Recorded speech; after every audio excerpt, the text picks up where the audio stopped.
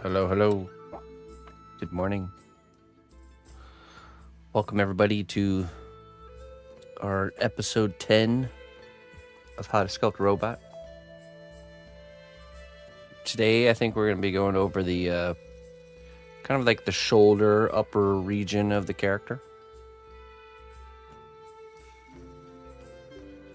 Early start today.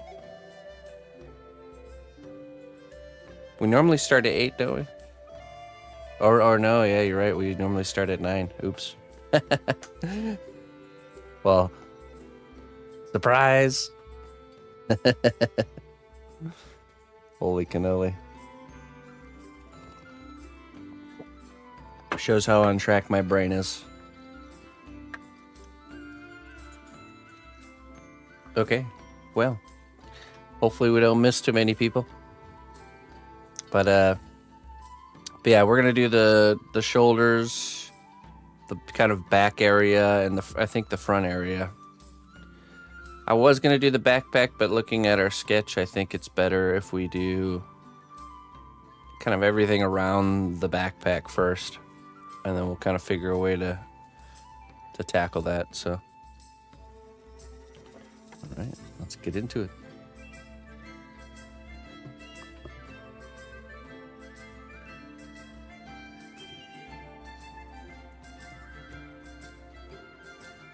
Yeah, I totally forgot that we start an hour later on Sunday. I wonder why is that? Why do we do that?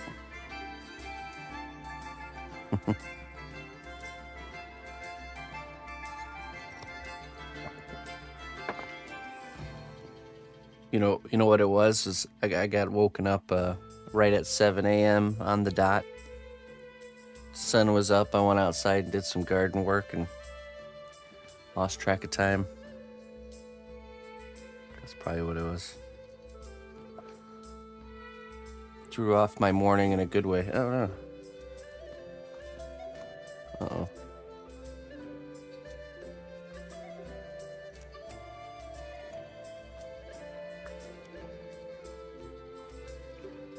Let's see here. Oh, jeez. Okay, hold on one second.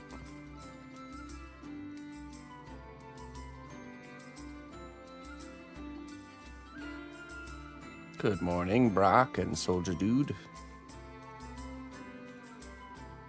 Alright, let's see here.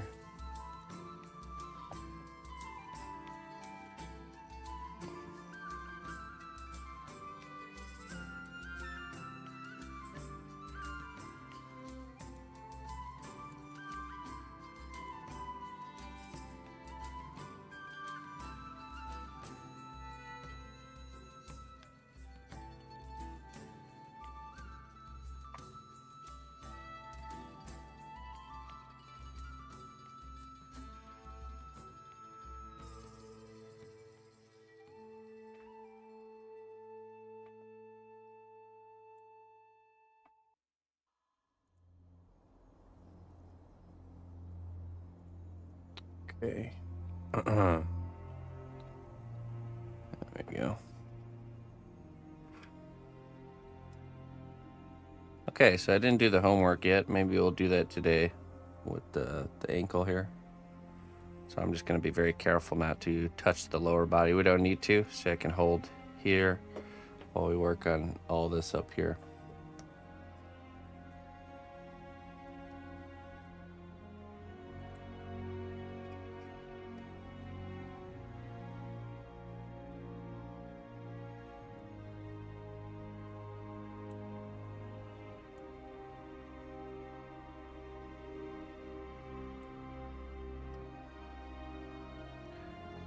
Okay.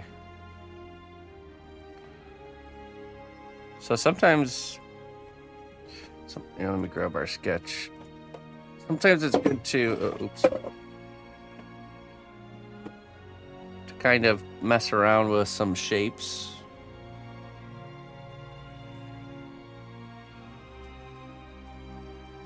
So. I made out of this. Huh? Tortilla. Mom saved one for me. Oh. what I made out of it. Very nice. What is it? It's a shape. Yeah, it's a head. There we go. All right, well, Daddy's doing his class now, so you gotta go, okay? Okay, bye. All right, bye.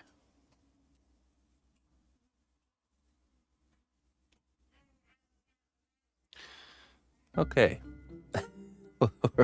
Where was I? Sorry. Okay. Yeah, so you can see our we shifted our proportions. We're doing this bigger barrel body. And what I want to do is I want to see if I still want to do kind of this collar going around here and around the arms. So before we just commit to it, what we can do here is do kind of like a sketching on the project. We're just gonna flesh in those shapes there and then see how they look and then decide if we even want to, like what we want to do. Because the proportions of our body changed, maybe we will want to do something different.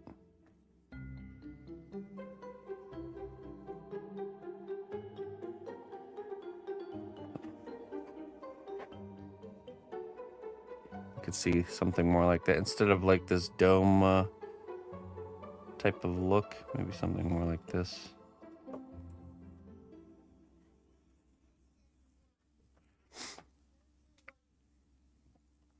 I guess my intention on the sketch was that he's like able to almost like close this lid like a turtle.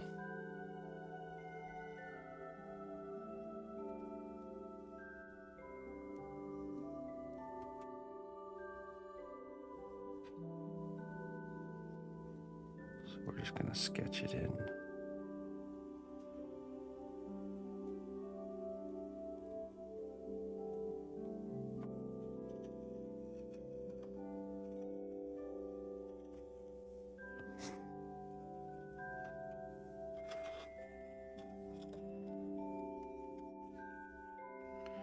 I don't know. I don't think I like that there.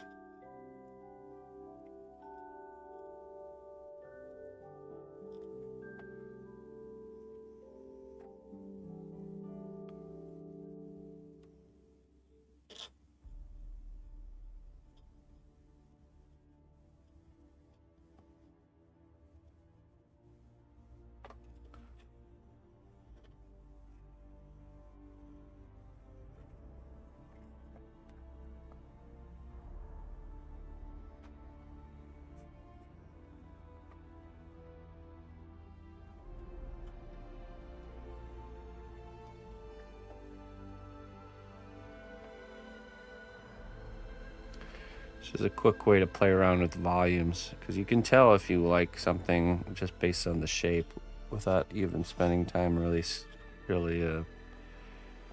rendering what it is. So what you don't want to do is you don't want to add volume, detail it fully, and then decide after that that you don't like something. Maybe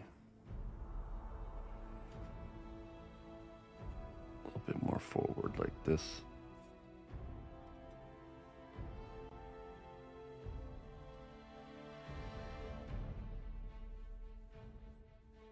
Yeah, I didn't either. Love you Deluxe.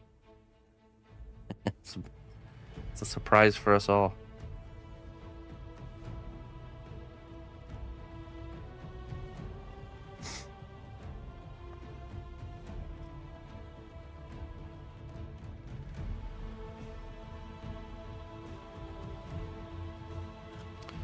Yeah, I'm thinking about leaving this almost like this front area open. But then that will change his his little cloak that we have added on. Will have to be attached differently. Maybe it'll be like pinned here. Kind of draped over like this way.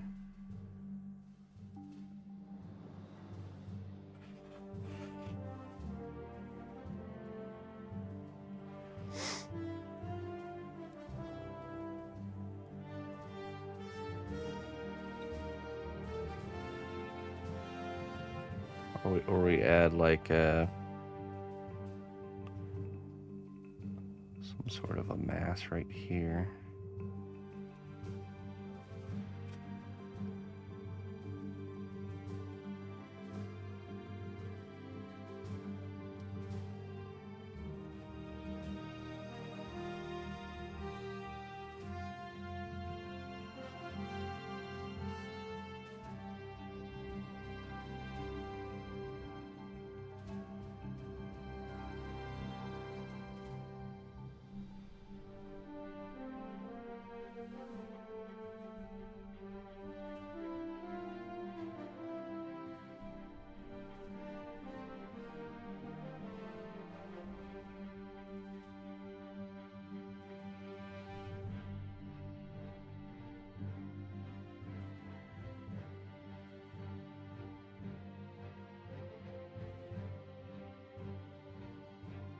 Okay. Maybe something like that.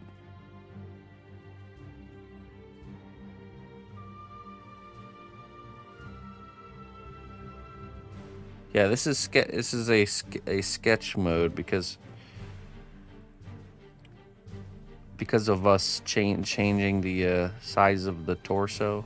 I don't like the solution we came up with on the actual sketch project. So I'm just messing around with different shapes to kind of see how we can change this.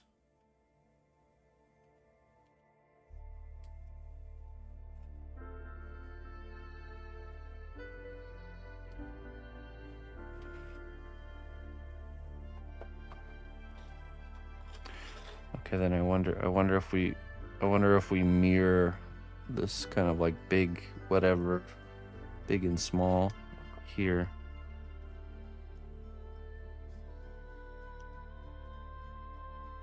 Love the small head and the huge body. Yeah, me too. That's why I wanted to over exaggerate it.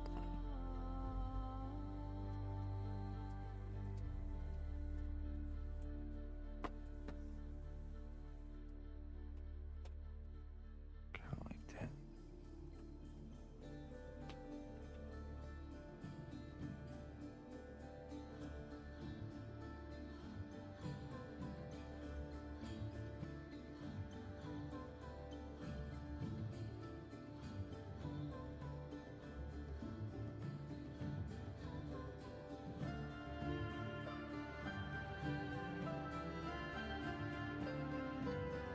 Is it necessary? No, it's not necessary.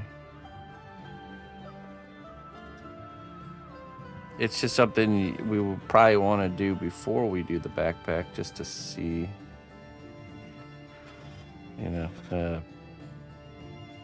the back. We want whatever is going to be under the backpack there first before we make the backpack.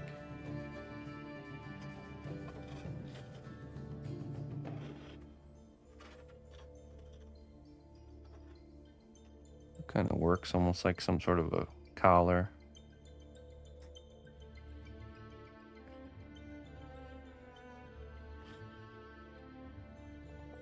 Let's just see without this. I kind of like that better. Let's just mirror what we got going on back here. Or on the front. Instead of it being this solid piece.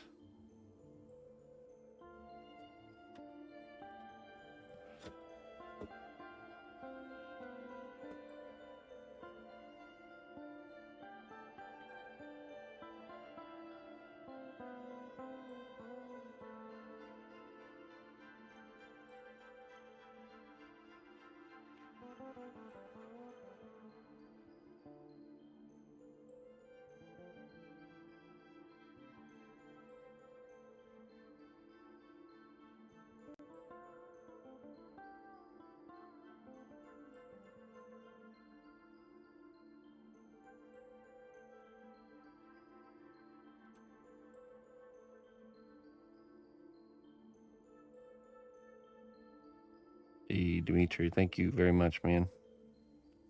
As always, I appreciate it. Okay, then we have the backpack. I'm just gonna put a mass here so we can kind of see how it's gonna look.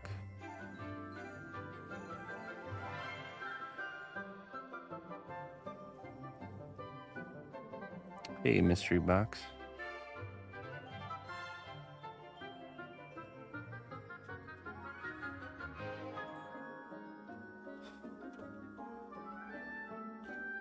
Yeah, maybe that's why we don't need the collar.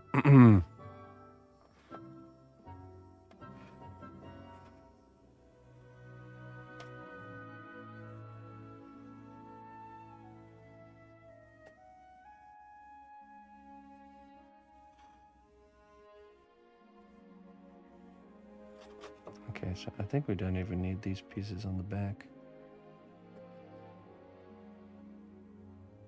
Okay.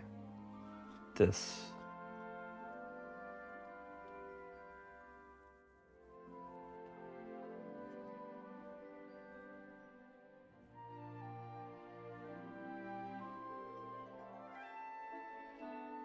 Thanks, mystery box.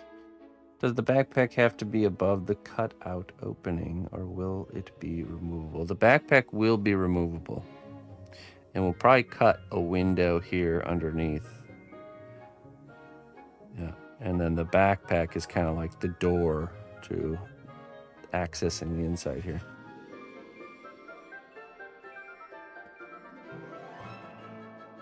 Okay, and then we have these kind of like these fenders here. Little shoulder fenders. And then the shoulder will be outside of the fender like this.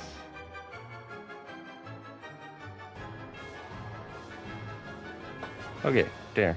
So now we know what we're doing. Shoulder guard, that's right. Now we can actually do it for real.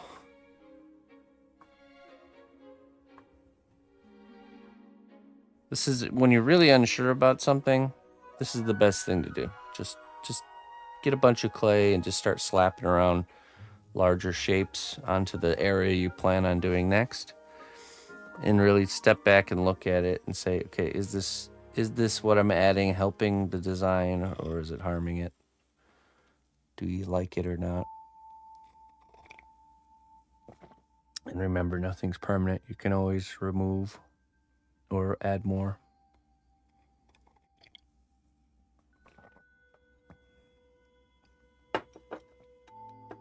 Okay, now we're going to...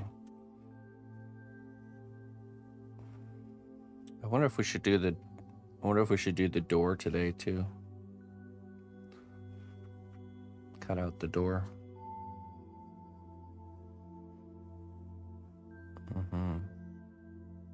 Yeah, probably. I wonder if it'd be easier if we just sculpt the door right onto the surface here with some C1 separator, and then we just simply remove it and then trace it out on there, and then we just can cut the perfect hole for the back side of it.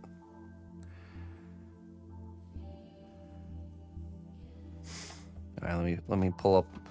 So what we'll do, I think we will do that. So let's pull up some references for the door design.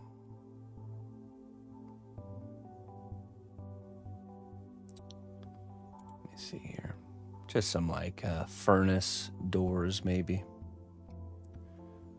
Or let me check our robot board, see if there's already some stuff there we can use.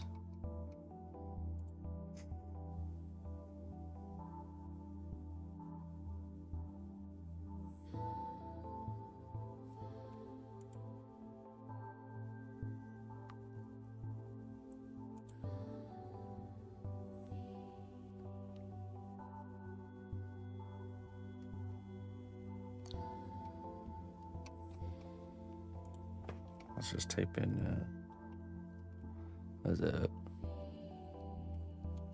burning stove.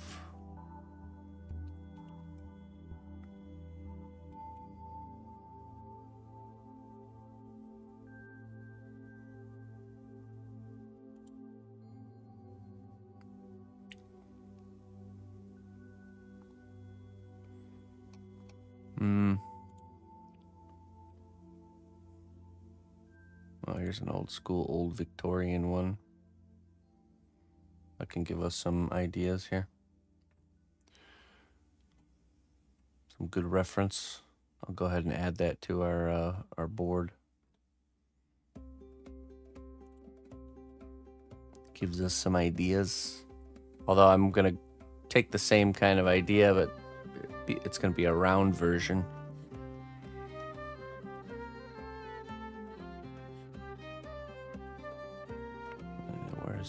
Where's the robot class?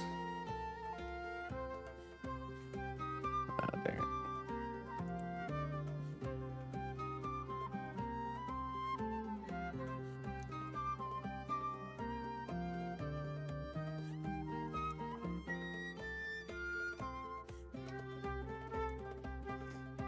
There's another one.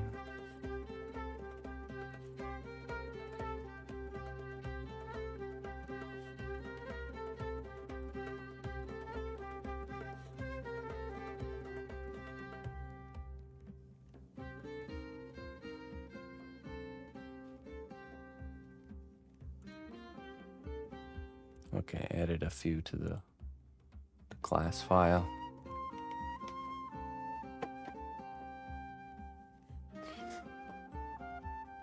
All right, let's take away this stuff here and set it to the side just in case we forget the volumes. And we'll go ahead and add the C1 separator in the area where this door will be. Get the right brush for that. I have a designated C1 separator brush. And this will create a layer that will stop the clay from sticking permanently here.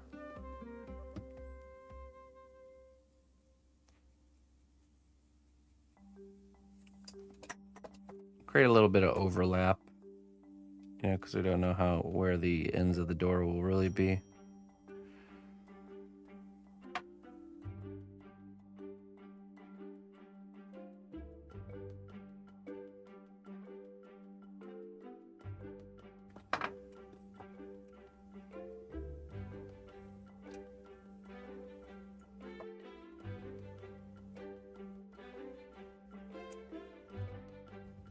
Okay, let's use the heat gun to make it dry quicker. You don't have to do the heat gun step. You can just let it dry naturally if you want to. But we're on a move here, so we're gonna use the heat gun.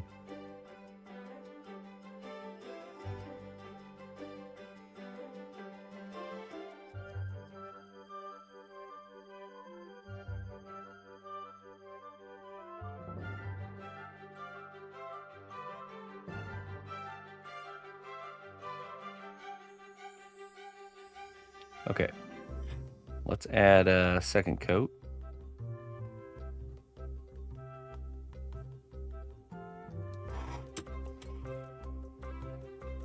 I've had times where I only do one coat and it doesn't really work so well because of the coverage isn't as good as it should be, so it's good to get in the habit of doing 2 coats. There we go.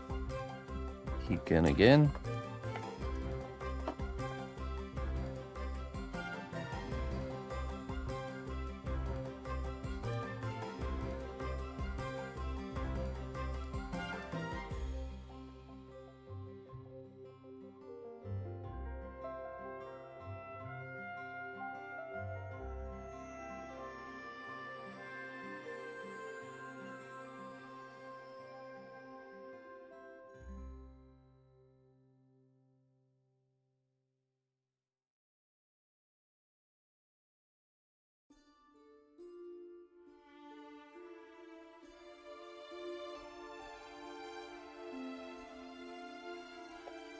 All right. Now we're just going to take some clay and we're just going to smush it on here. Let's start designing our door. Now you could run it through the pasta machine and then stick it on there, but it's the reason I like doing it this way, where we kind of take a thicker pad and then smush it on, is it's more likely to actually stick there while we're working on it. So kind of taking something that's got a little more volume that I want, and then I'm smushing it flat onto the front here.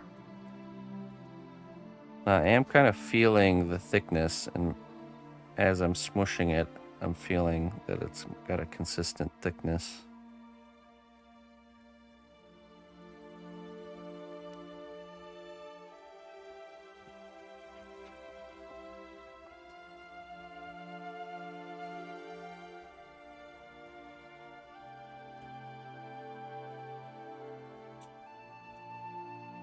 There we go.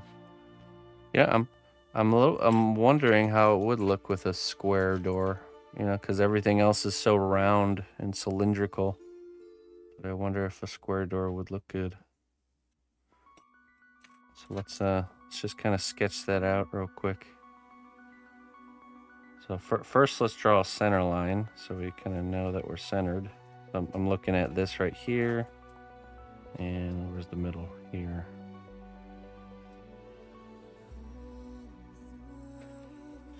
Our center line.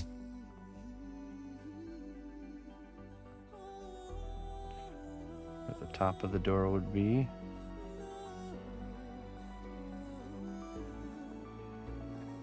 Making sure that this line here at the top is parallel with this. It's a little bit skewed. We could go a little bit up on the side. Kind of like that.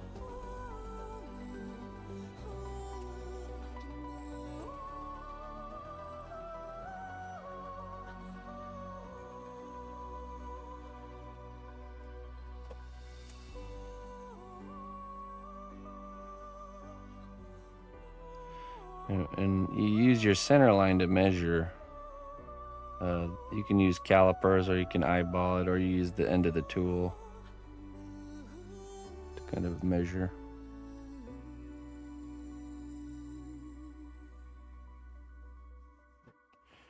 We could really do any shape we want for this door.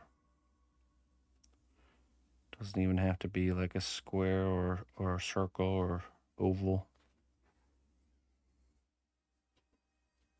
Got this kind of rectangle shape.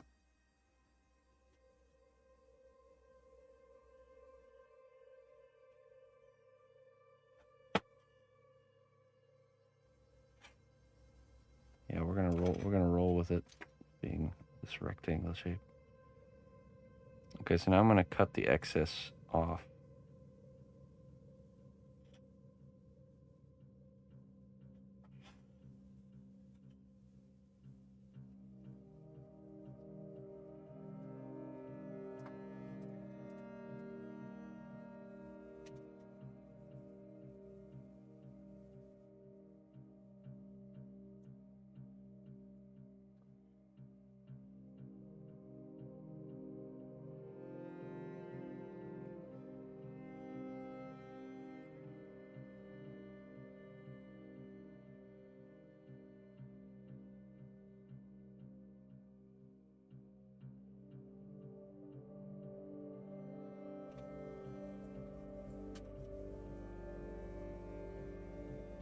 All right. Now I'm gonna take. I think I'm gonna take this tool here. These doors have kind of these like beveled edges, so I'm gonna take the flat side of the tool here, and I'm just gonna kind of push and roll. Have this like beveled edge.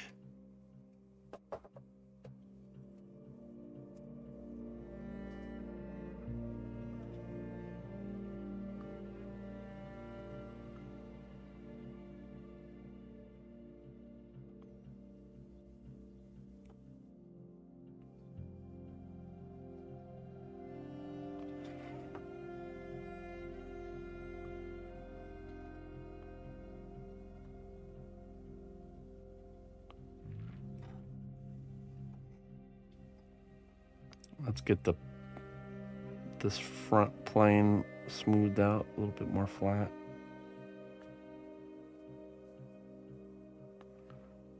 pulling all the excess downwards, and then we'll kind of define that edge down.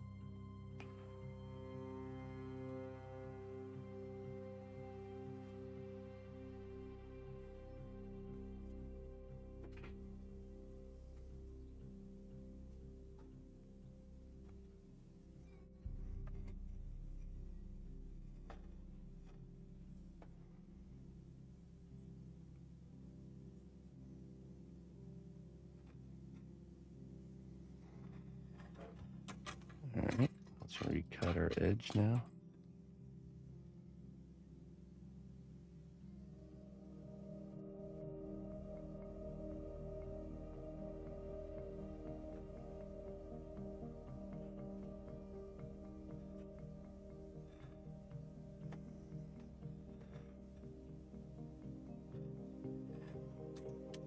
And then I'm going to bevel the top and the bottom same way.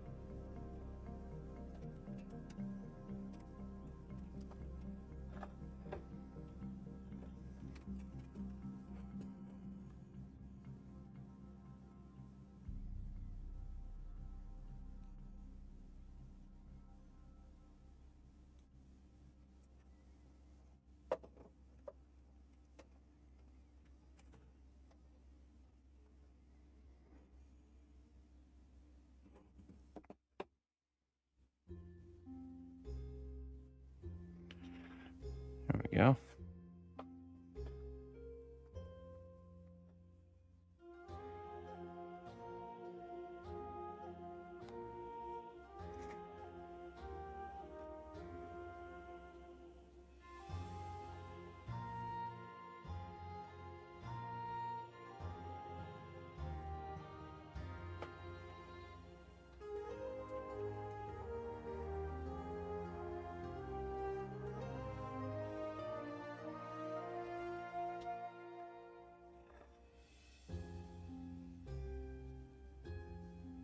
Just cleaning up the shape here. Okay, so now let's define where that window is, where the actual grate will be, that the light will be seen through. I want it to be kind of on the bigger side, so we're going to just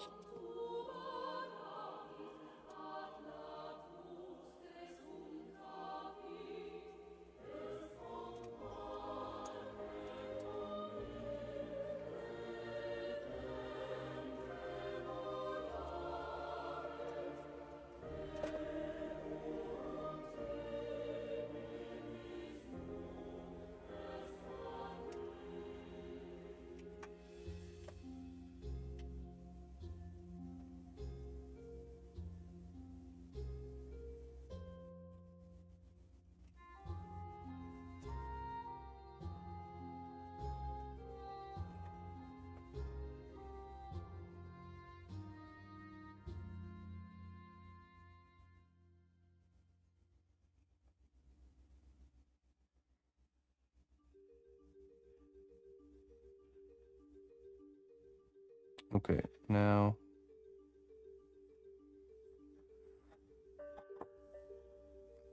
looks like a TV screen right now, doesn't it? Okay, let's cut this window out. So just pushing down with the tool all the way till I feel it hit the kind of the bottom there.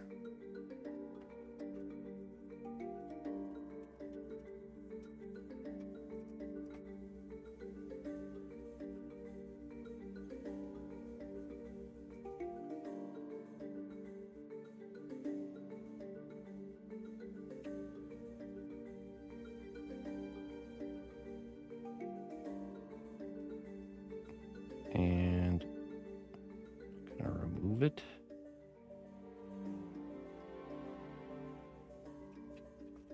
Always try to pull away from these edges. You don't want it to mess up the shape that we're trying to leave behind.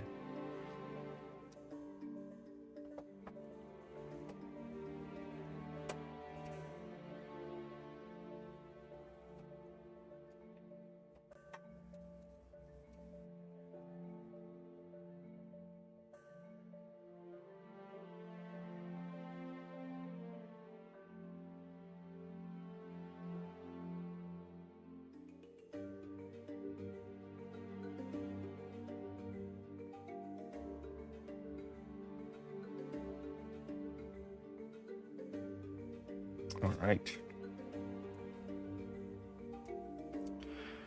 Now I think it'd be easier if we baked this first before we did the grate part, or the part on the inside, but I'm probably gonna use the heat gun to do that but first we want to design this kind of border more before we actually bake it. So let's see here.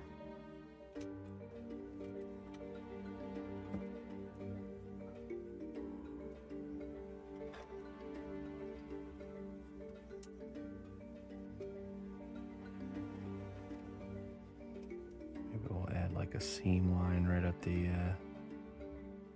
the corners.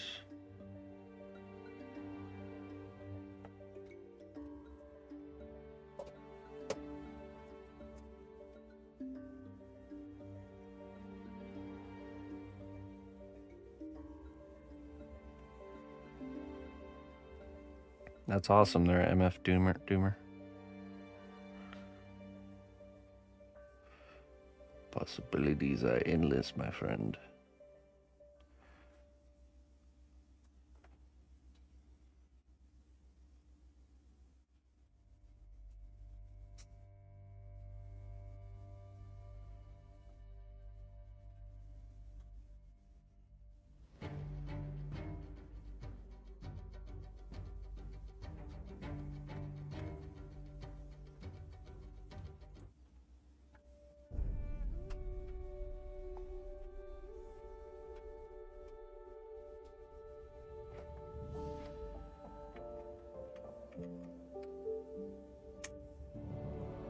Okay. So we'll have a handle on one side and then a kind of a latching mechanism on one side and then a hinge on the other. I'm also thinking though we should wait till we bake it, this frame. So let's just focus on just this frame. All that other stuff can get added on.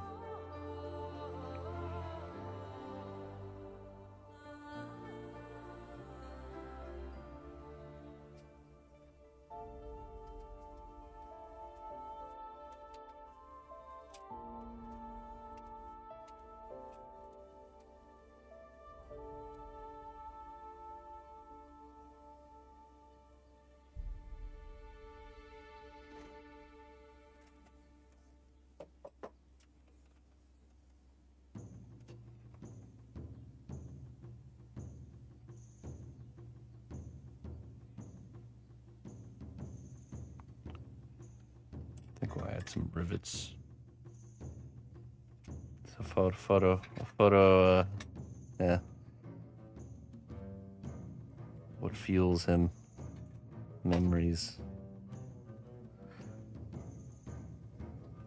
Okay, let's add some rivets here. A little bit chunkier rivets.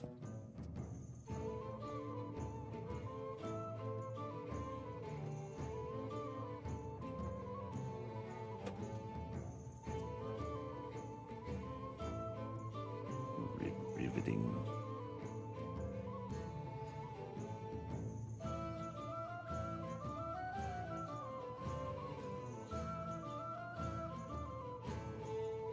Give this like really industrious.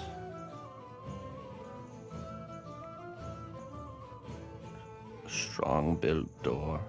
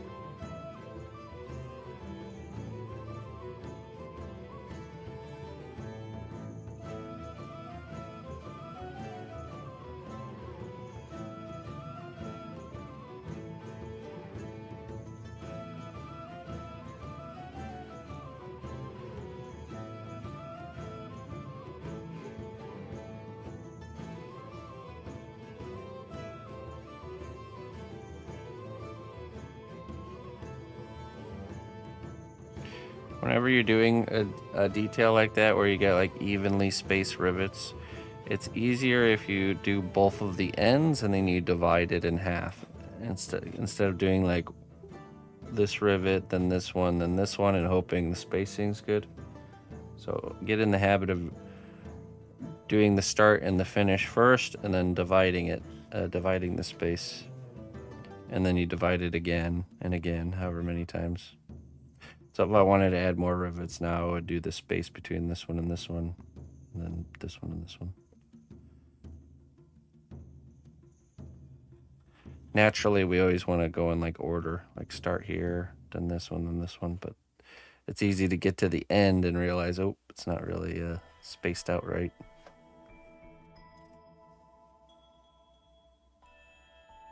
Okay, I'm just going to use this tool to kind of create that hammered rivet look there.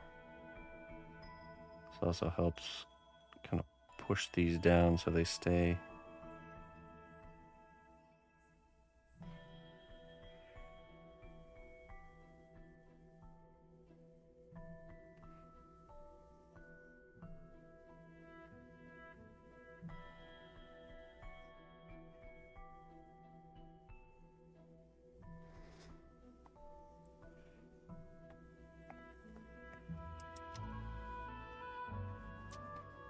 Okay, let's see. Let's do a different kind of rivet on this other side here. Just on the ends.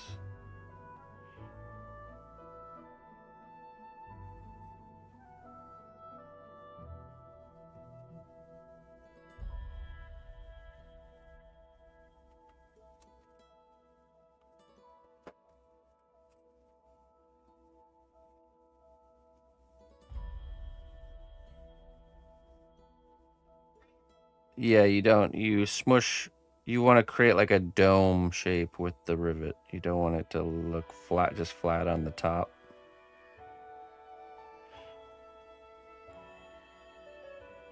So you kind of, yeah, you kind of push it more around the edges to kind of get it to have that dome shape.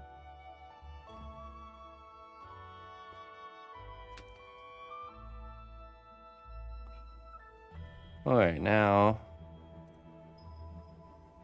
we grab our ball stylus and we'll texture this.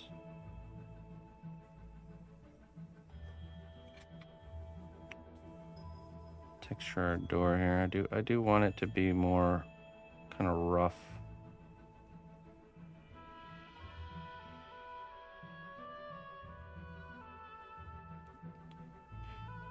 More coarsely textured, because this part will definitely take a beating.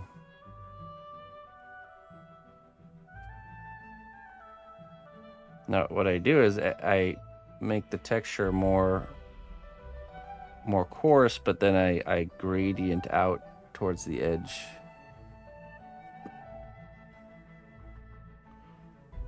So it's kind of more coarse where the metal touches the metal here. And then as we get closer to this edge, it gets less and less.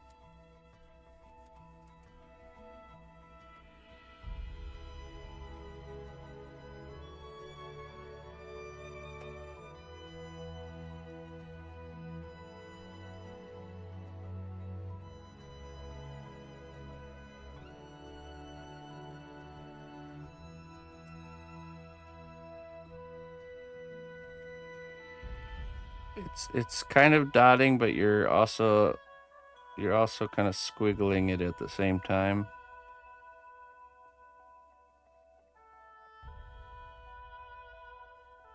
What you don't want is, you don't want there to be like these peaks. Like if you just do too much of the dotting, it has these kind of like peaks, almost like the tops of waves. Dot and drag, that's right. So I want to keep those. We don't want one spot to kind of peak up higher than another spot. I want it to still look like it's under the same plane, you know? Just clean that up.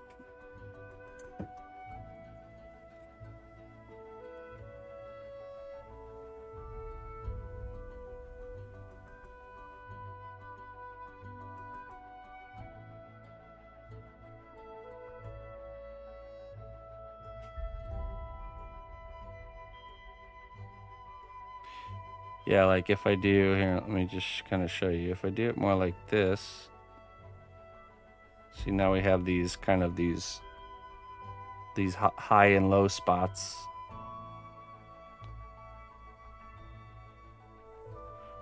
You know, so what I'll do is I'll just kind of knock down some of those high spots. You know, like that. That looks much better.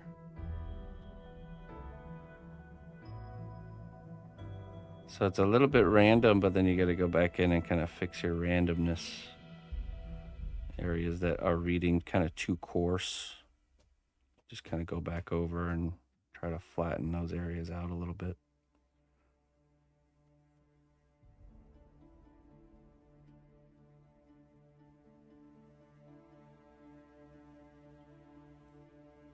No, you're not late there, Peter. We just started early on accident. All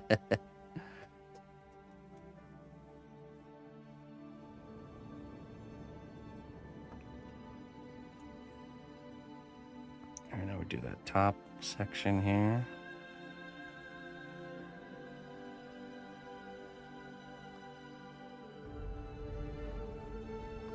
Yeah.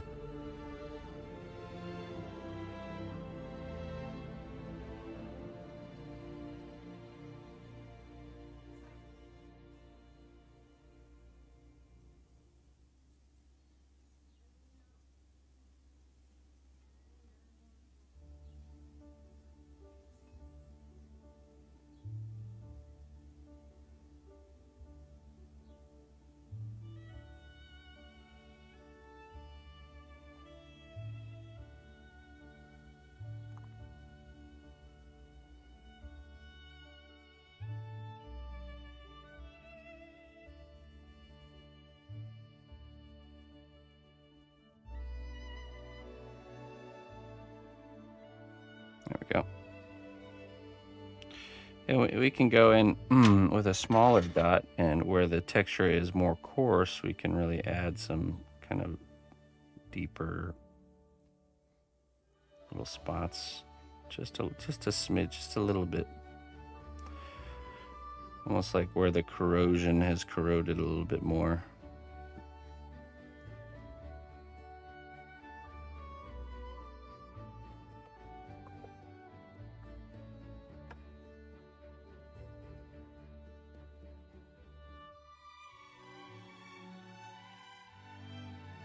It's the art of controlled randomness, where you're being random like the natural world, but randomness with rules.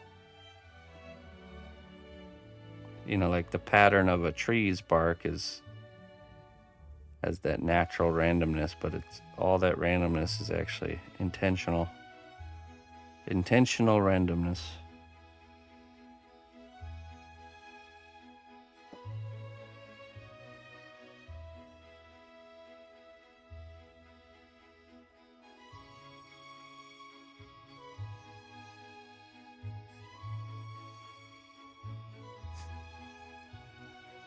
Yes, you should be thinking of like, you don't want like a harsh fall off. Like you don't want like only texture along the edge and then like a clean break to the non-textured part.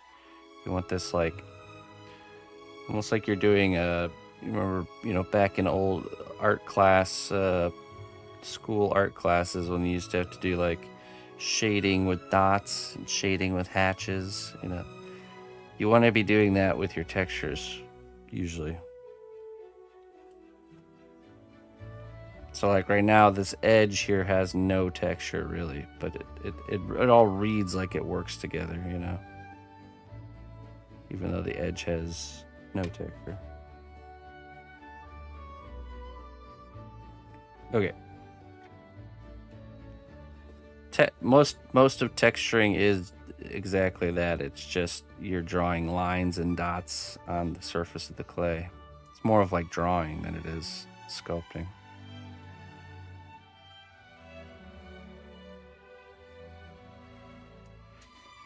Okay, so let's see. I'm gonna add some kind of bigger dents or scratches into this face of this metal here. So I'm just gonna use the edge of this tool here. I'm just gonna push it in like that. But then I'm also gonna widen it like that.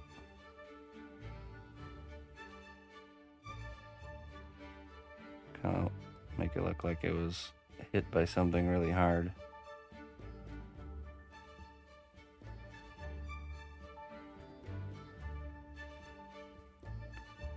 Here on this side too, same thing.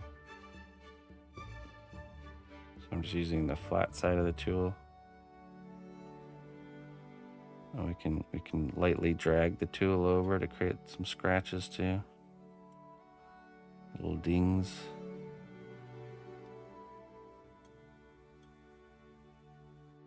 Especially on the edge. The edge always gets the most brunt of the damage. I wouldn't have scratches on the side here that's touching the body because it's a protected corner, you know. But an outward facing corner that will take the damage for sure.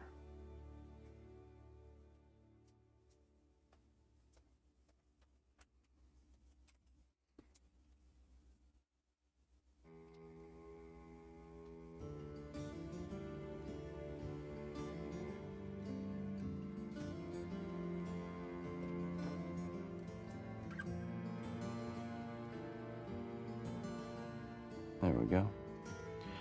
A good paint job can make a bad sculpture look good, and a bad paint job can make a good sculpture look bad. So,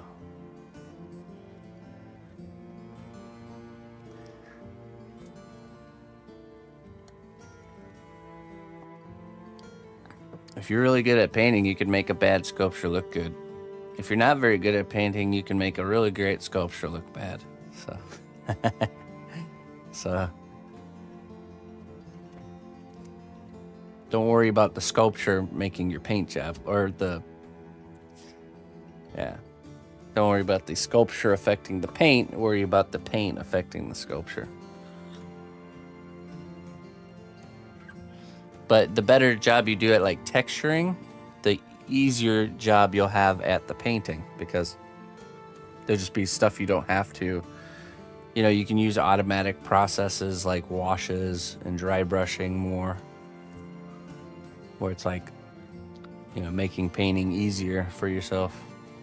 Whereas if you didn't have any texture to work with, you'd have to add texture through painting skill. So, okay, so at this point, I will bake this, but I'm gonna just use the heat gun here. I'm gonna be careful, and we're just gonna bake this with the heat gun, and then after this, but you guys bake it in your oven, and then after it's baked, we're gonna sculpt the grate that goes in that picture frame, and the hinge and the handle. All right, here we go.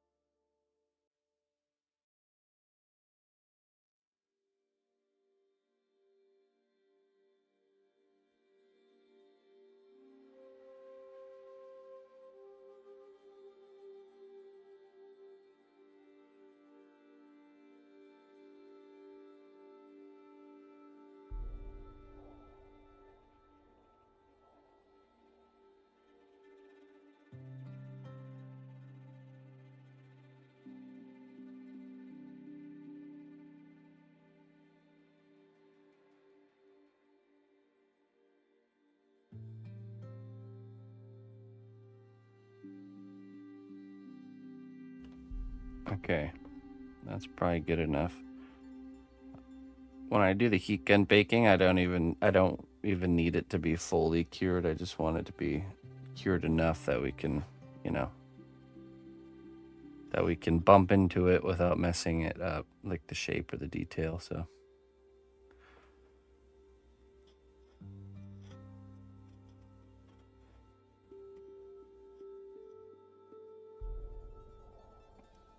okay, so next thing we want to do is we're going to want to add our grate in here. I'm going to carefully paint some clay glue on the inside edge here. So that way the grate will stick to the frame. I mean, we put the C1 separator down here, so we actually don't need to worry about getting on the belly. So yeah, I'm just going to paint some of this clay glue here. This would be a good time to get those rivets covered too.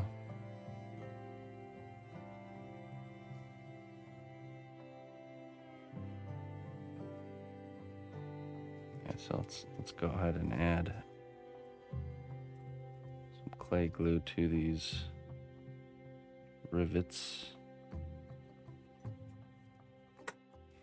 This just helps those kind of stay on there. Otherwise, later while you're painting, you might lose some. They just kind of pop off. Yeah, you guys already baked. I just baked mine. You guys bake yours. So sculpt the frame, bake it, okay? And then do this next step.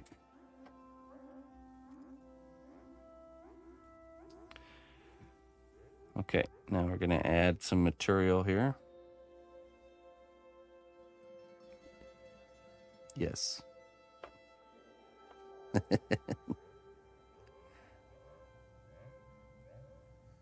Oh yes.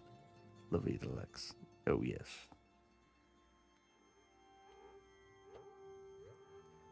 You could add it before if you want to.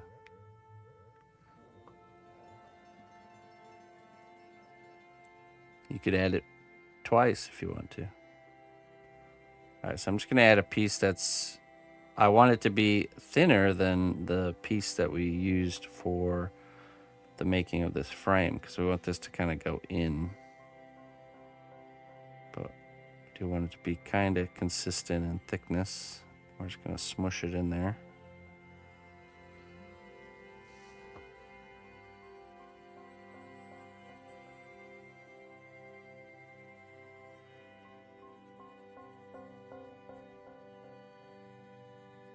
Push it into those corners.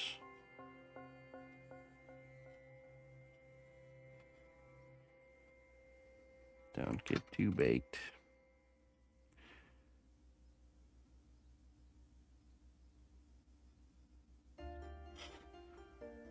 All right, and I'm gonna use a tool to kind of flatten it out.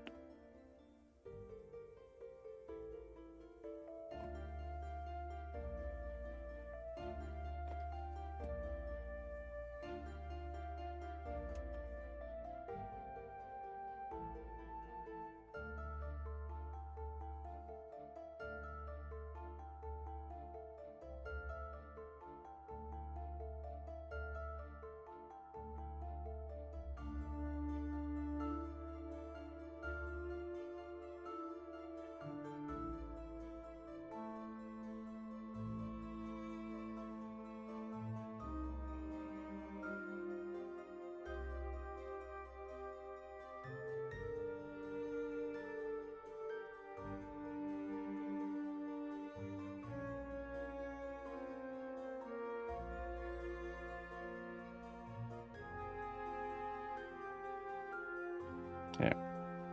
Okay, now we can draw where our grates will be.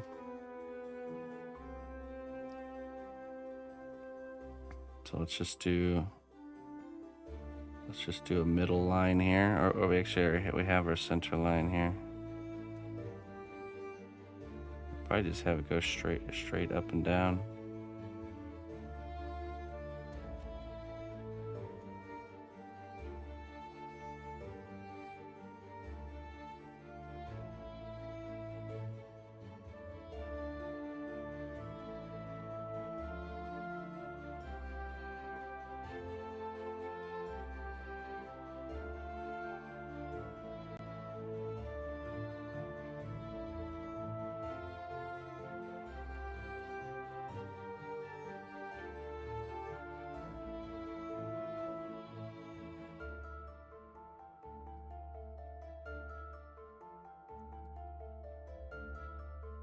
Right. Flip it upside down so we can get an easier angle here. Complete the lines.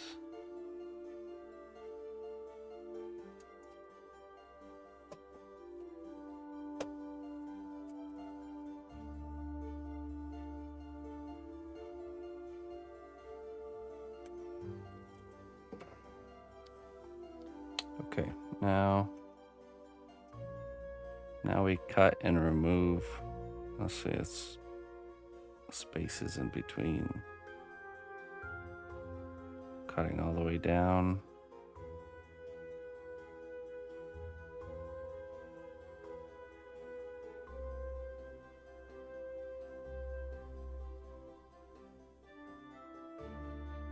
Very carefully extract straight out like that.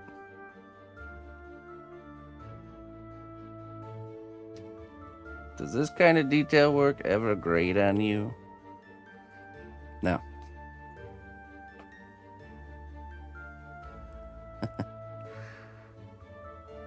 just no, so.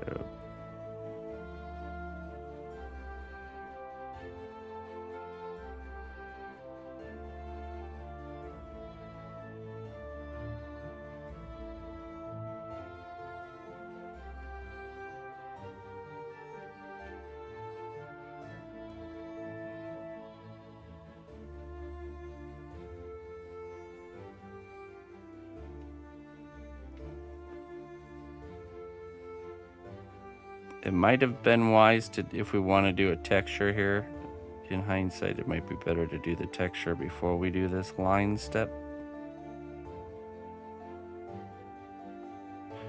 Hindsight's 2020. So you might want to do that. Inlay the kind of plane in there, and then you do the texture over the whole thing, and then you do the cutting.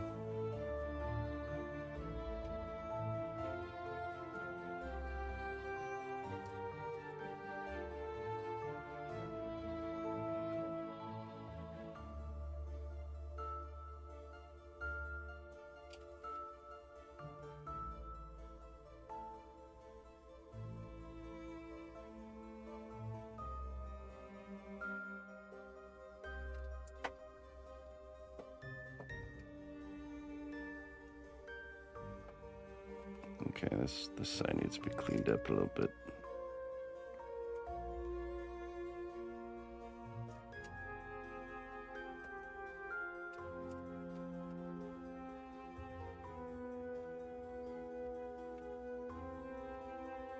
Great verb.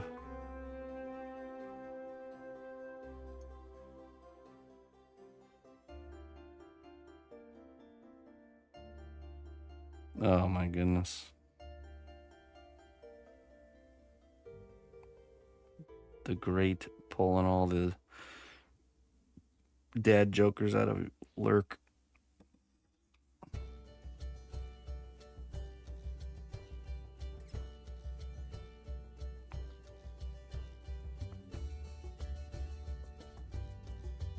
Now the sizing is different on these bars, but I kind of like that. Gives it that goofy robot vibe. All right. Well, okay, this is just the part that's the bottom part is kind of reading.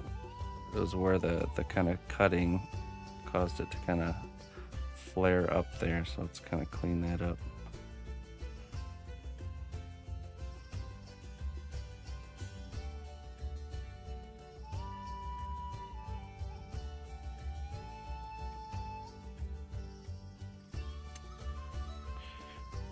I might just do a little bit of stippling with the big ball stylus here. Just a smidge.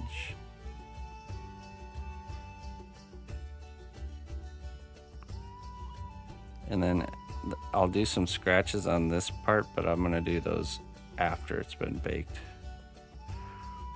You don't want to do stuff like that on something like this because it will shift around and change your shapes.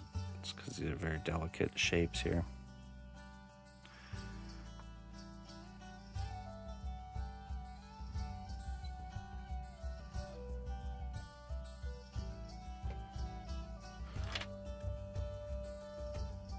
All right.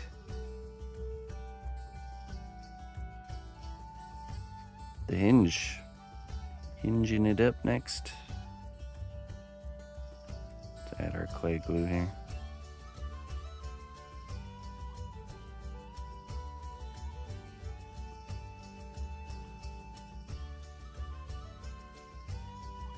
Right, so when we remove this, we're gonna cut out this window from the surface underneath, and that's gonna create this perfect, it's gonna, all these spaces in between, we're actually gonna be able to see into the robot and see the light kind of flickering. So. All right, let's add the hinge here.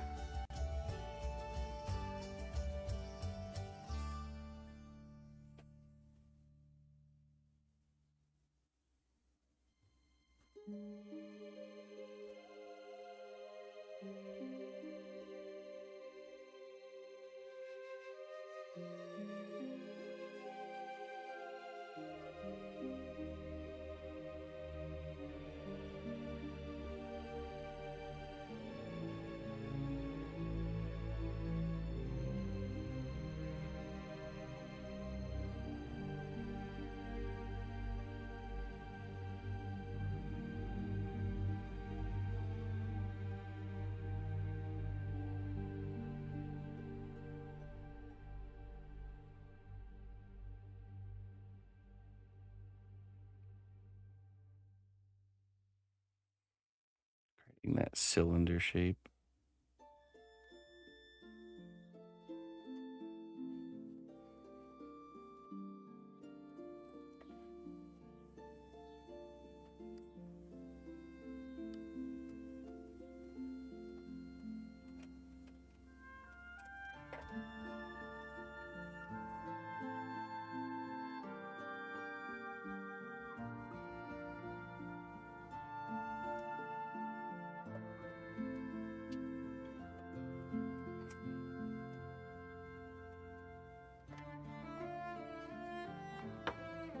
Okay, and then we cut the top and the bottom.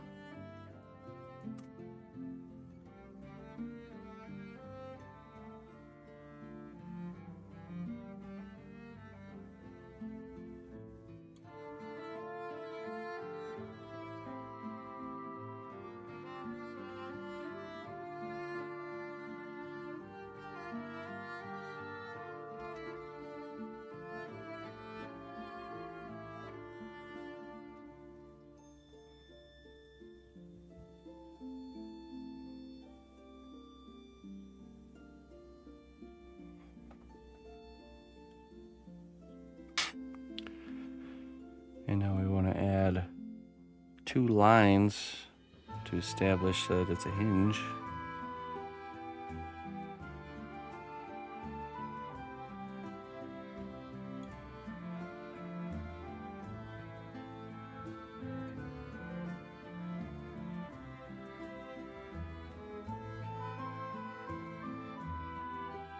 One part of the hinge is connected to the body and the other part is connected to the door.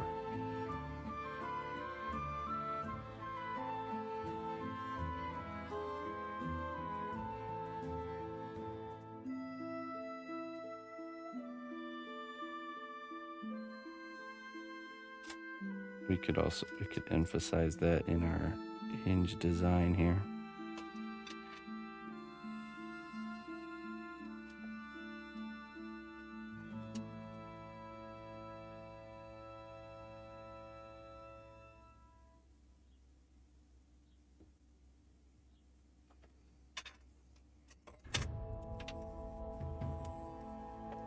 This middle part's the part that's connected to the torso.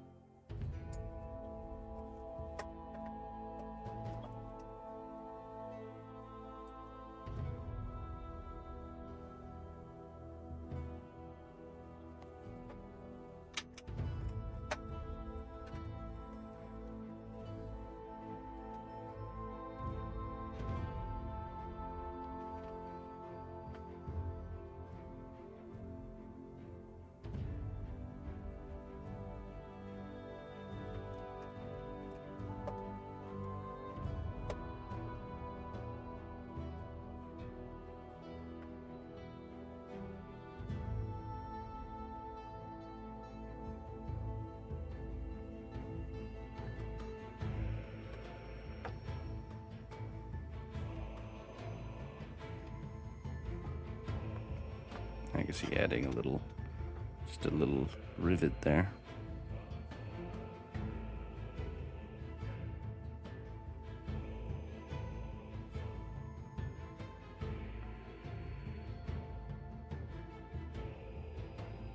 Maybe even 2.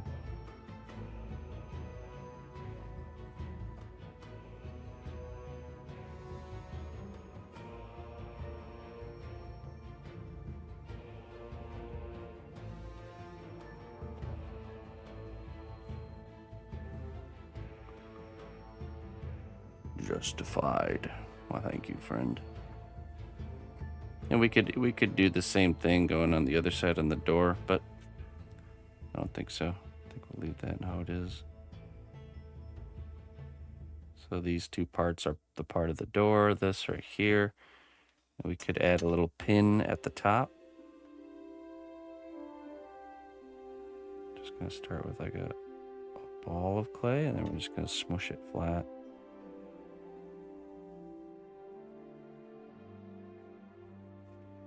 Like so.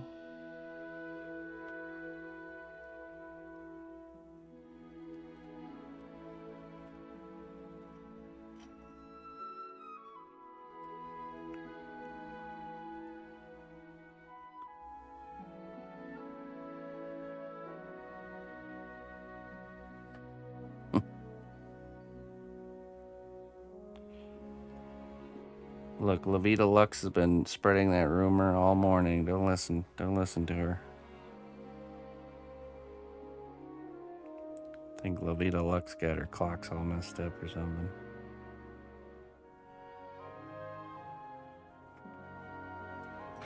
Crazy lady.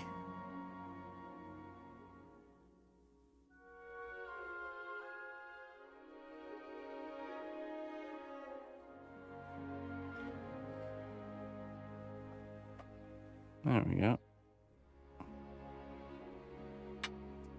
Covered a lot of ground in 30 minutes. Yeah, you know.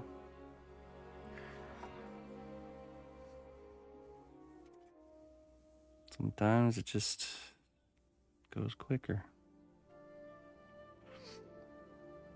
All right, doing that stippling on those rivets here.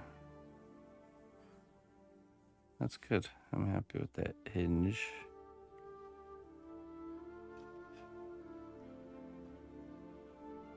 Very robust.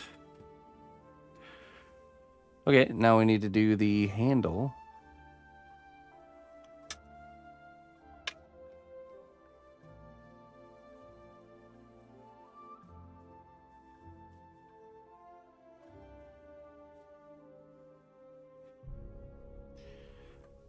Did I change my mind?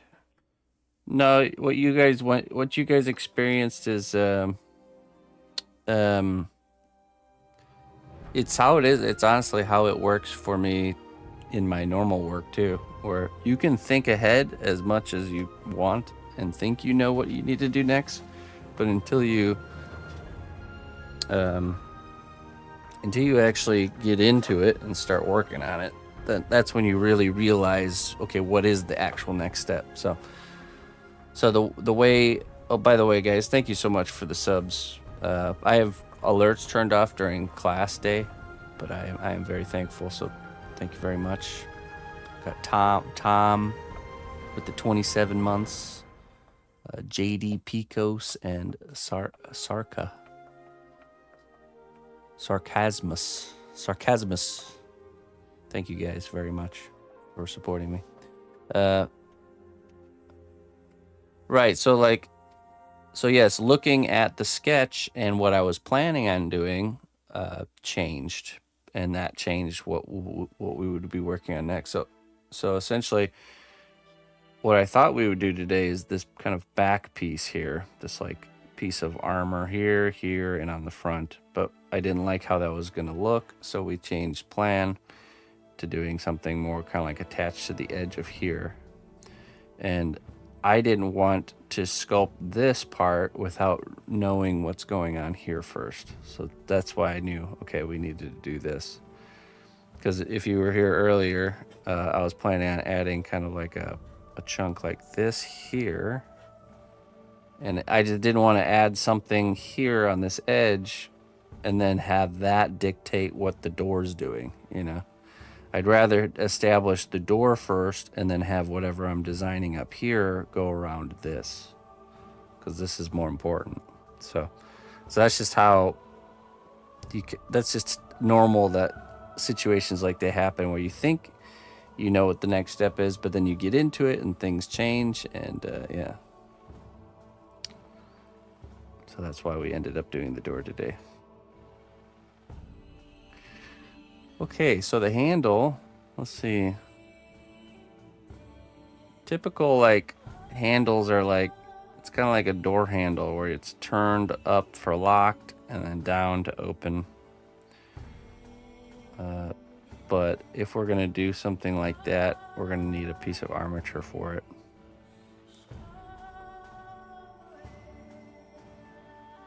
So, you know what, I'll tell you what, this is what I will do.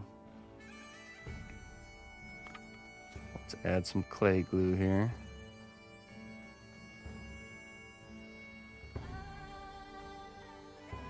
We're gonna use the clay as an armature. Actually, you know what, technically we should probably drill a hole here. Let's just do that carefully because it's not fully baked, but we're gonna drill just a little hole to give the clay something to hold on to other than a flat surface.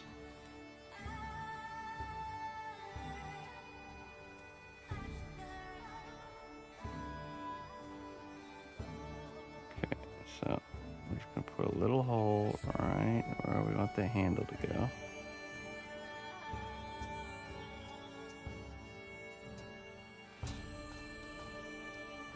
Alright, good enough. Kind of broke it a little bit, that's okay. Just push that back. Alright. Now, glue. And we're just going to stick a real thin piece of clay in there and then sculpt it into the position of the handle.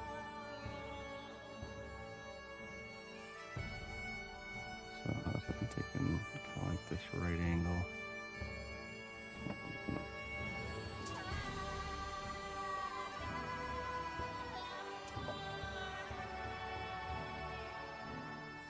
Gonna make our little handle. And I'm making this thinner than I want it to be because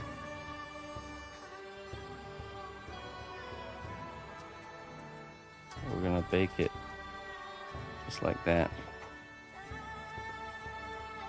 And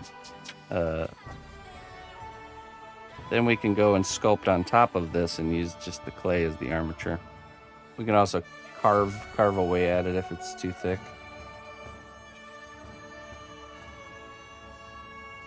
Maybe look straight down like this.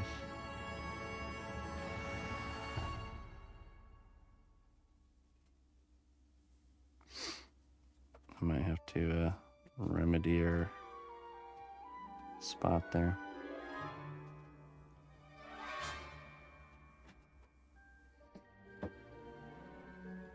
All right, we're gonna add to the design of our door to cover up that damage.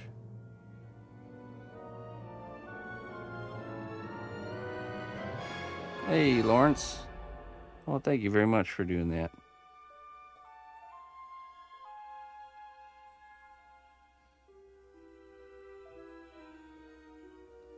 Maybe like some sort of a latching mechanism here.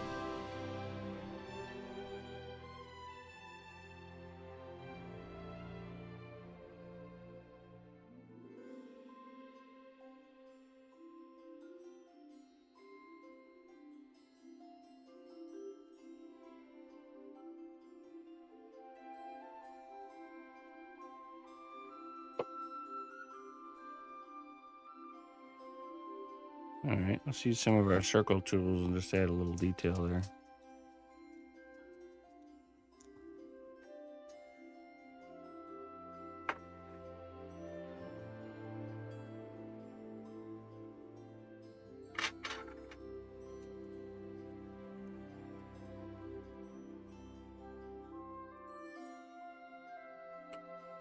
Oops. Circle tool all clogged up. Okay.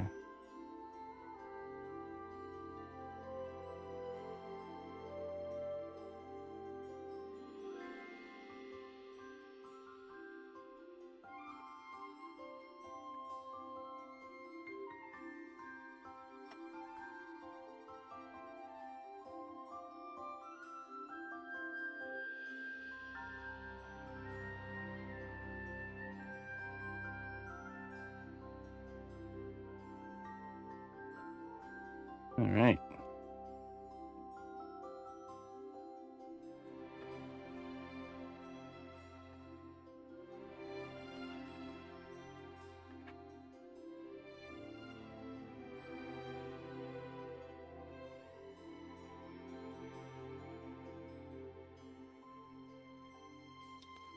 Will the handles stay like that when baked? Yes.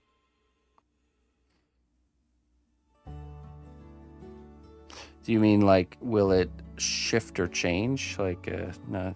If it's a small enough piece of clay like this, it will hold its form just fine.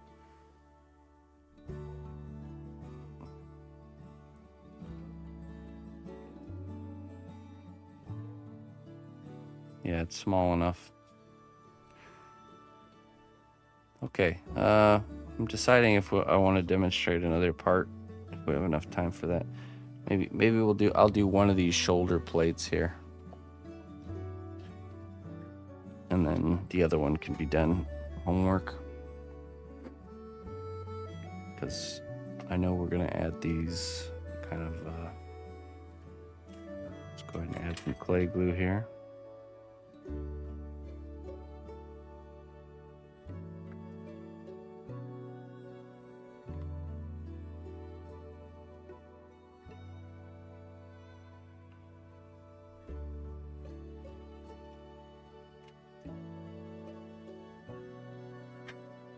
And we're just gonna take a chunk of clay that's kind of thicker than what we want it to be.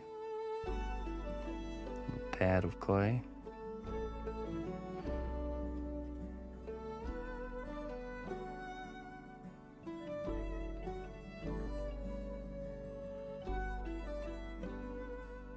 Just gonna stick it down there.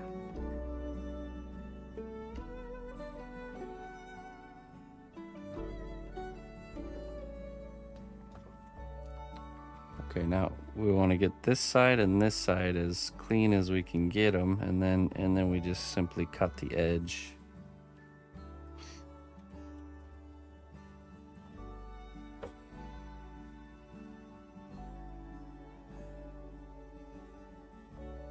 Be a little bit tricky. It'll want to shift around on you.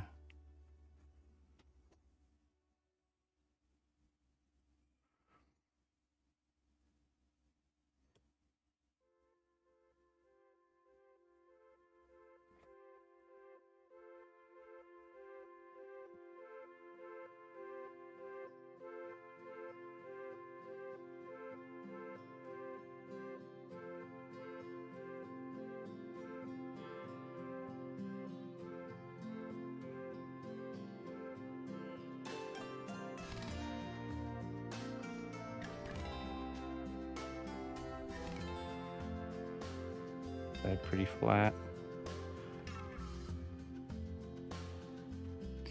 Now the inside.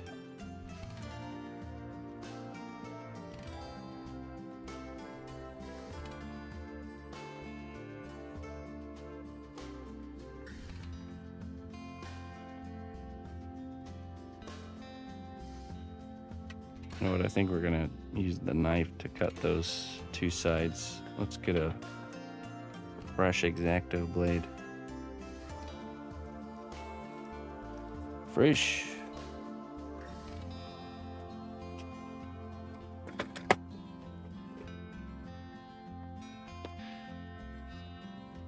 might be a better way of doing this.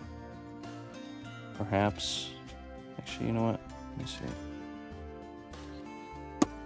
I did buy this stuff. I wonder if this would be a good spot for it. It's kind of like a really thick aluminum foil. Could make an armature.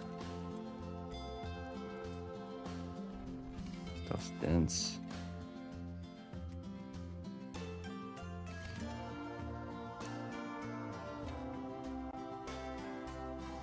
And now it doesn't really that bends a little bit too easy.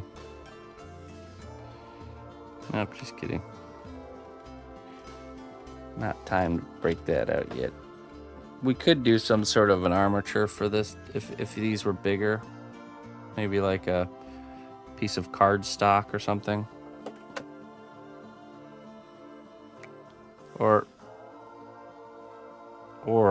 you know what, let's just approach this different so it's a little easier. Sometimes I do things the not so easy way. But I have to remember you guys are trying to follow along, so let's try not to do things the hard way. For your sakes. Let's take the pasta machine on the thickest setting and we'll roll out a piece of clay.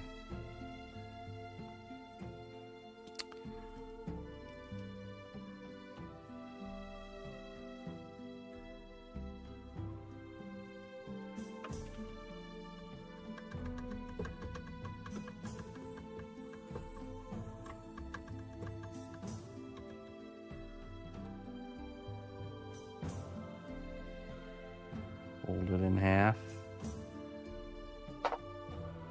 We'll still need that sharper X-Acto blade, but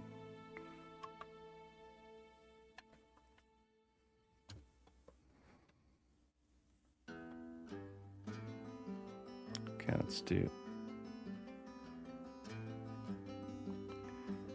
kind of putting some pressure so the two halves kind of really fuse together here. Grab that fresh X-Acto knife blade.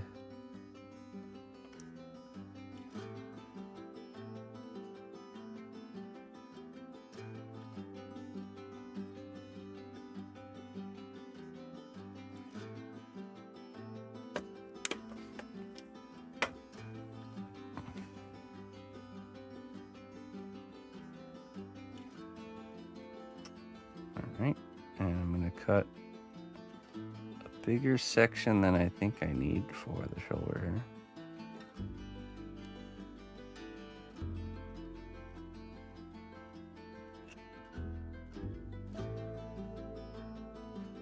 There we go. Now we take this, move this one.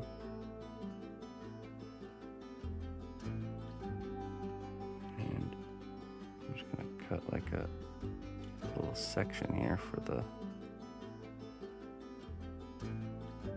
the armature.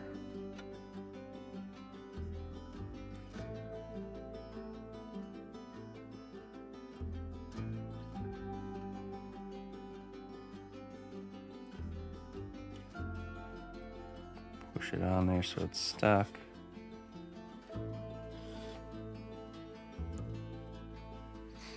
Okay, now I'll make my cut, but we'll do it in 2 passes.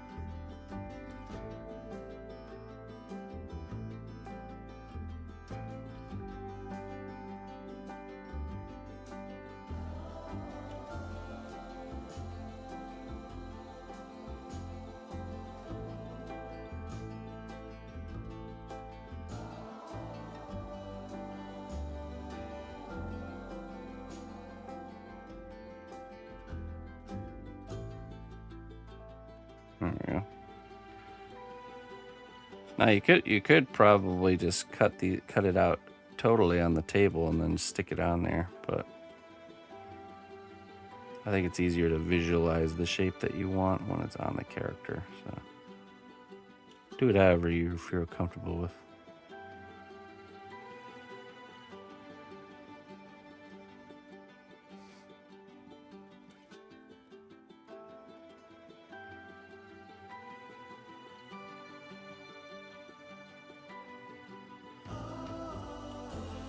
Yeah, and then that way the other side you could just duplicate the other side real quickly.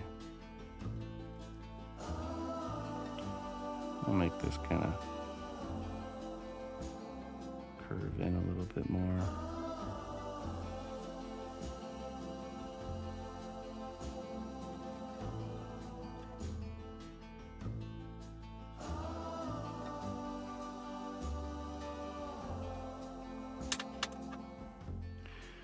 One option here too is we can texture this a little bit, but not do, we can add more details to it after it's been baked one time.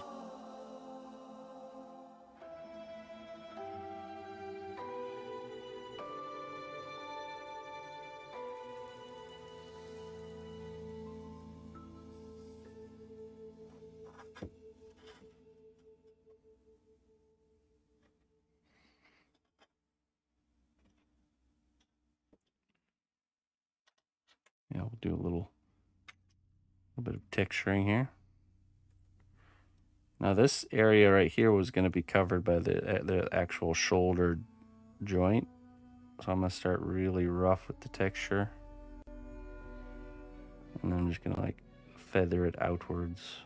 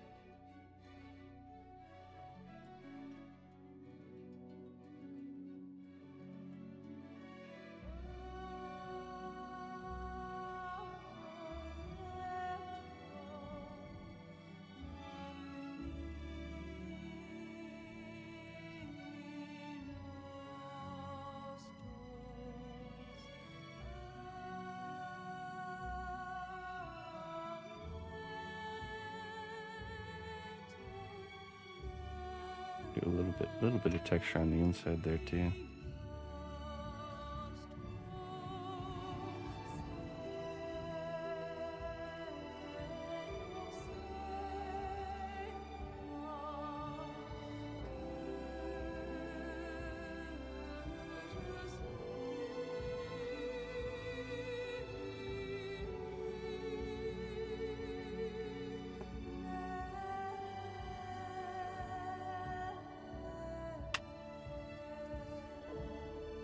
Imagining a seam line going here.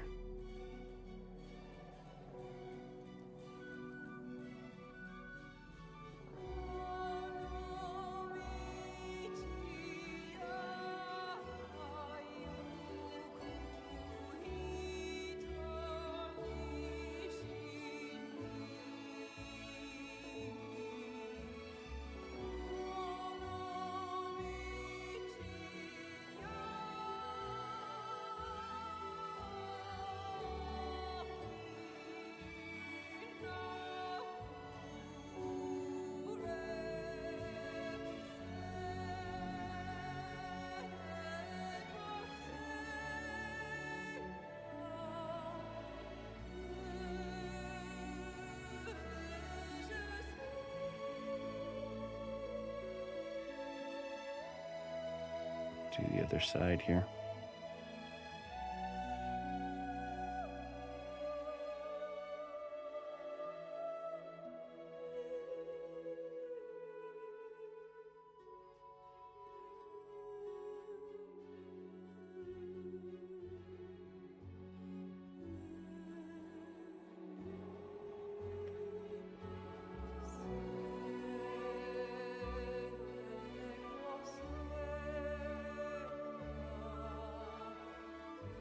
Okay, and then some rivets, but the smaller, less obtuse ones.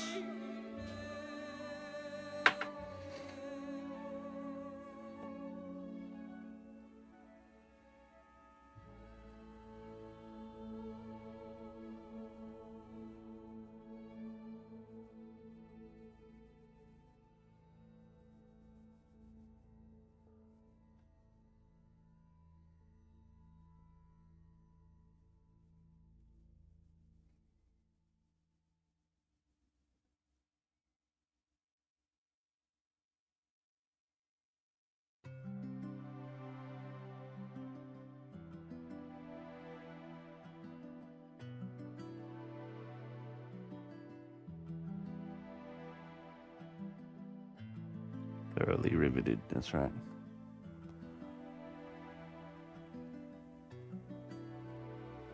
Doobie. Doobdee-mo. Hello.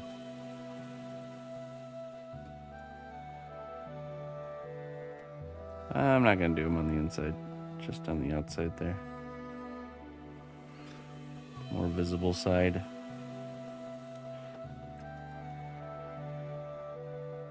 Could see there being a couple notches here. Going this way.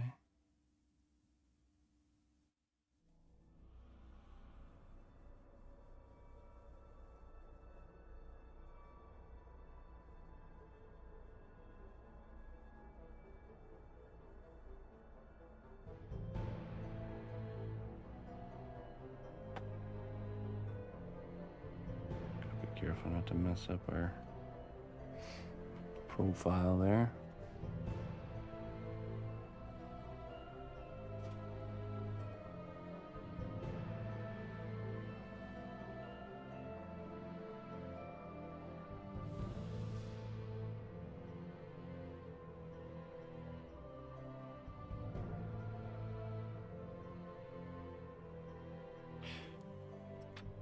Okay. And we'll just do that on both sides and bake it, lock it in. And that should give you guys plenty to do for the next week. Completion of the door. Don't remove the door just yet. Just leave it on there. Yeah, I'm not sure when we will want to remove the door. Maybe it will be next week. I'm just not sure. Sometimes it's better to leave, because as soon as we take this off, it's not going to want to go back on there until you're ready to permanently put it on. So it's best just to leave it on for now.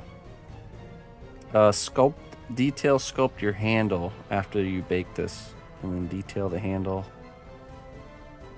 But yeah, that should do it for this week. So, door, little shoulder plates, and then we'll pick it up there next week. So,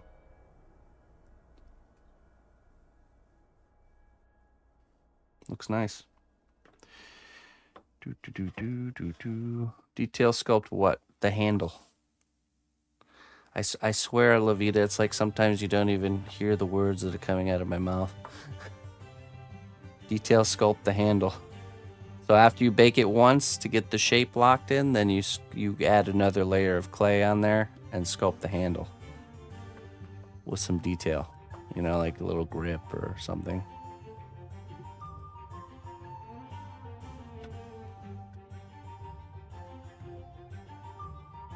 Hey, what's up, Rotten Canvas?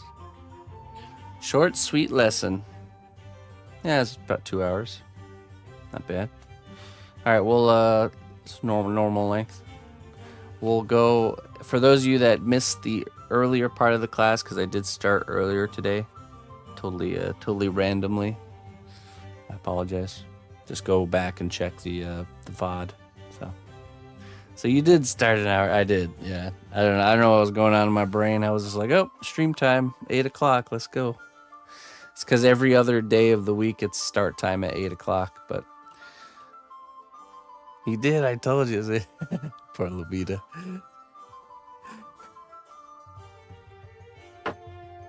But anyways, let's get over to Discord and see what you guys got going on here. And for those of you that might be new tuning in, thank you for joining us. We do this class every Sunday. And all the videos from this class and previous classes are saved into playlists over on my YouTube channel. So you can go there, and the idea is you can just follow along and learn my way of doing everything, start to finish. And you end up with if you follow through with it, you end up with a finished piece of work and learn a lot of things. So far we've done 3 classes. This is the 3rd one. The first one was Woodland Gremlins. The second one was How to Sculpt a Dragon. And this is the 3rd one, How to Sculpt a Robot. And this is episode 10, so we're working through it here. And if anyone's interested, this particular project of mine is available if someone wants to adopt it. It's up for grabs. And usually you can get these projects for a good cost compared to getting something commissioned. So I usually let these works go cheaper than I would normally do. So shoot me an email if you're interested. It's going to have LED lights coming out of the eye and out of his little chest that we made. There's going to be like fire. The idea is this robot's like an explorer robot that runs off of like a combustion engine. I don't know if you can see him here, but so he'll have like a smoke effect coming out of the top of his stovepipe. So he's kind of like an exploring robot that can run off of anything combustible. So charting uncharted territories. All right, so let's head over to the Discord here, and each week if you follow any of the classes, you can go to Discord and you can post your work, and each week I will give feedback. So join us on the Discord here. There's the cnotbusch school section here, you can see, and you go to general class info. You can find all the info you need as far as like material lists, paints, any other random general class info will get plopped into this channel here. Let's see here. And then depending on what class you follow, you just post your work in robot class, dragon class, or gremlin class. So, all right, let's check out our robots. I made some knees, that is all. That's all right. Yeah. Nice looking knees there, Levita. All right, that's good. They match the shoes you got going on here. They go well together. Yeah. Nice work. Partial robot shins wanted to add parts to blend between shins and foot. Okay, let's see here. Yes.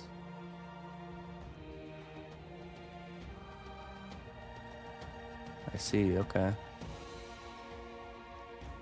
I like it.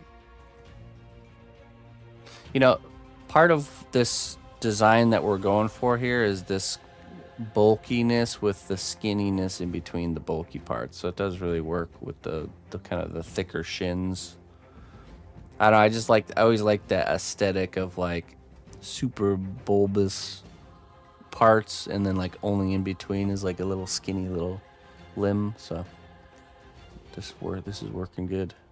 And you got the same theme going on throughout the whole character. That Star Wars-esque looking feel to it. Looking good. Jumping around robot parts.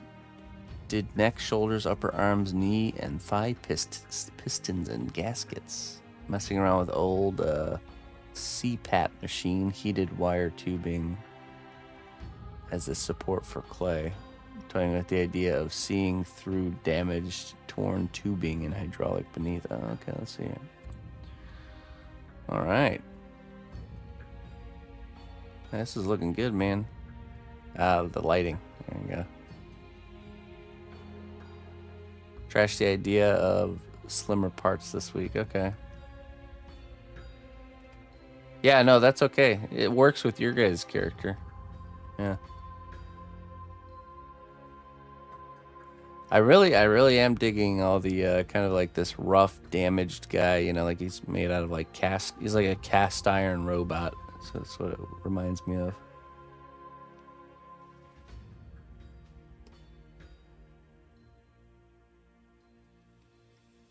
Oh my goodness.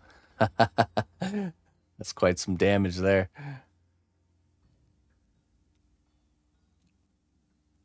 What will really help too is when we can get this all in one color, like a gray tone. I see. Okay, so this is like, so this in-between area is almost like that rubber coating, like a rubber hydraulic cover or boot.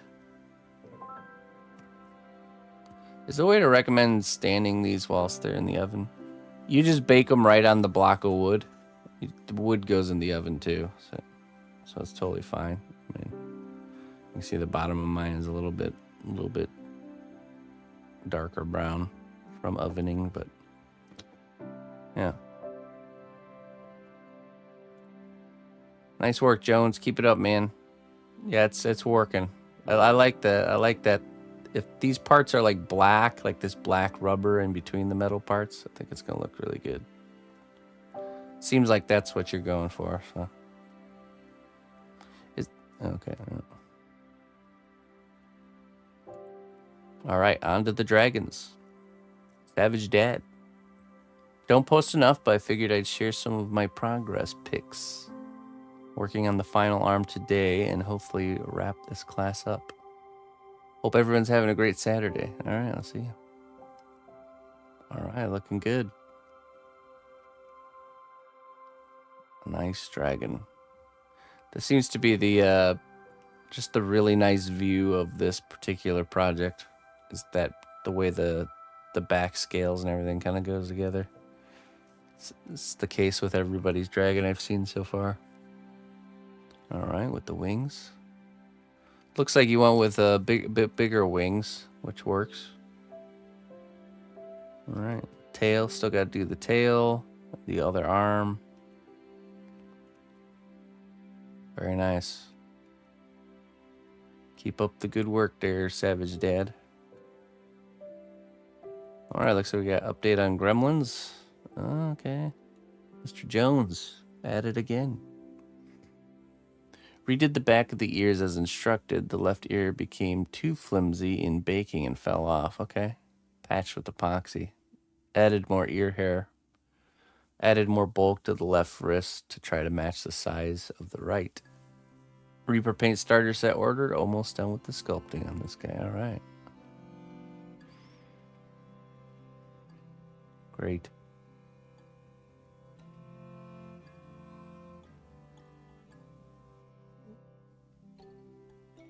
Yeah, I don't have that where I notice anything wrong with the back of the ears with that fur having that fur there. All right. It's looking good, man. Yeah, they do look pretty even. With the wrist. Which one did you add to? Is it this one?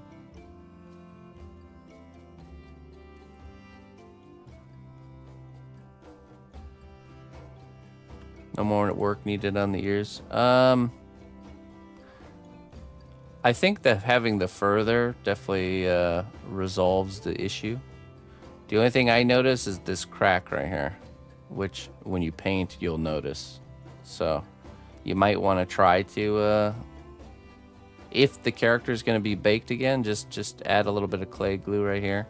And just like a little piece of clay, you can just kind of almost like blend it in. Yeah, that's what I figured. I figured you'd cover it up.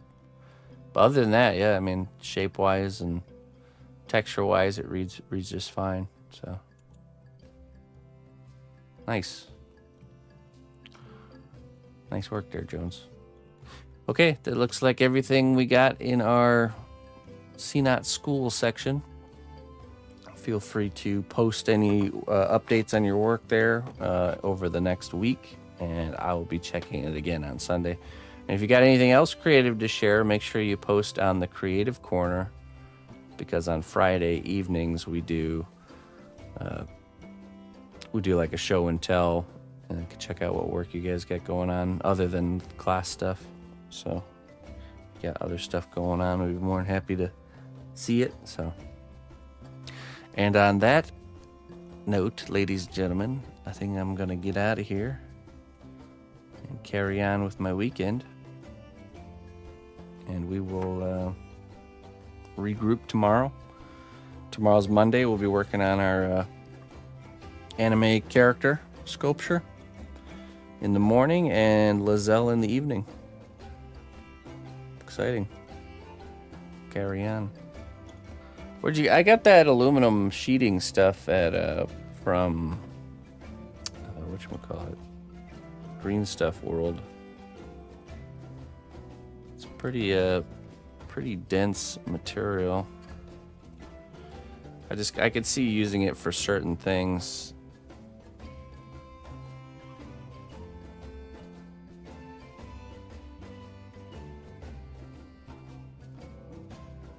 Yeah.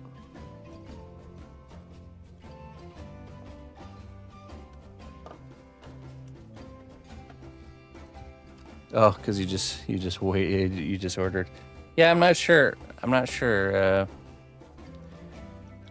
useful it'll be, because it's almost like too pliable, you know. It might be better getting like a sheet metal, a galvanized, really thin galvanized steel or something. I don't know. We'll see. Maybe I'll find a use for it, maybe not. But anyways, let's find someone to raid. Would have been great for my gremlin here, yeah.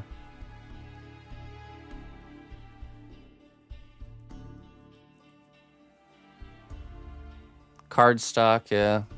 Yeah, or just cardstock is a good material to use as an armature. Oh, thank you, Ming. Thank you. Let's see. Who can we raid?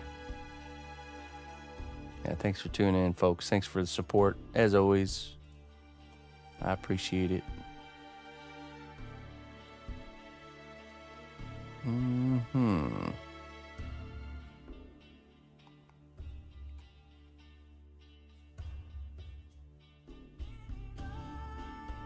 Let's go raid Evan. Evan Amundsen. Drawing characters. Some nice looking characters too, from what I can see.